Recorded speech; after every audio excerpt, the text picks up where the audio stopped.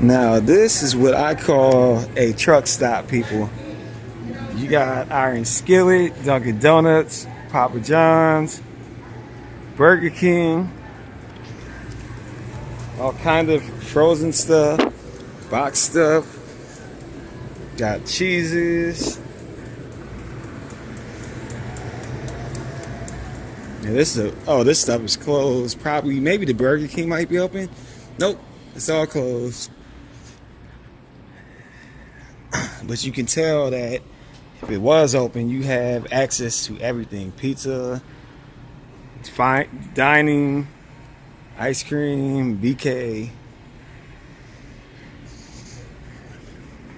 It's almost like a Cracker Barrel of truck stops.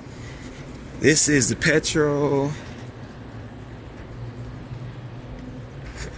Cullman, Alabama. So I'm gonna get what I'm gonna get, and they don't have parking here, even though it's a huge truck stop. It's filled to capacity, so I'm gonna get what I get, go a mile up the road, and go to the rest area, I think.